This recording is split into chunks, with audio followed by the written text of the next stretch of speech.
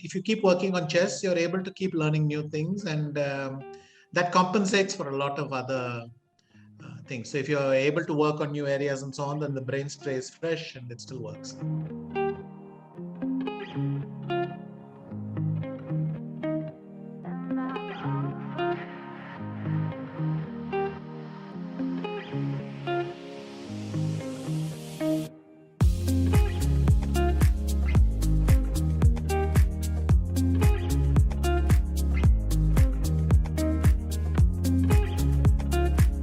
As in many things in life, when something happens gradually, you adjust gradually as well.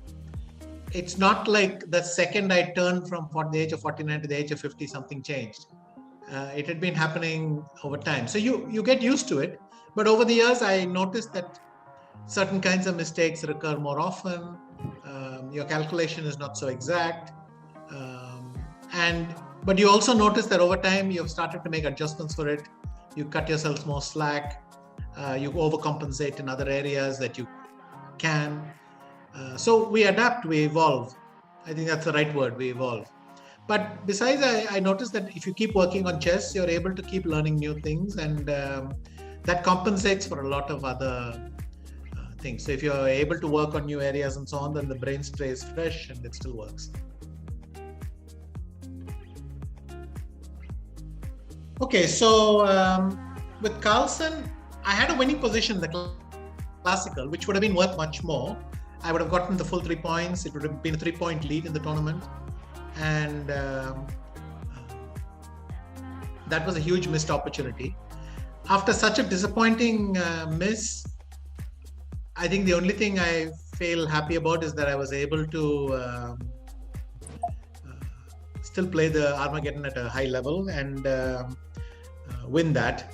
But that day was a spoiled opportunity. In fact, there were 2 spoiled opportunities, that one and the Mamedyarov game. With Mamedyarov, I simply missed a certain threat. And after I made it, I saw it. And then I was so disgusted with myself, I decided not to wait for him to make it, but just to resign. And the worst thing is when he came and sat down, at first he seemed very confused, as you saw in the video. By then I felt really stupid because I understood I had resigned prematurely. And I could have at least had the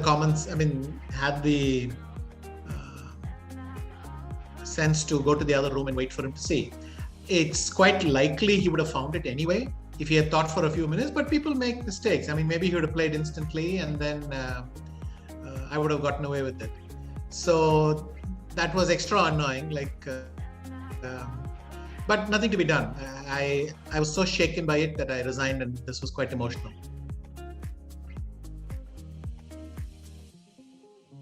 As we get new ways of looking at it, new forms of describing the game already emerged.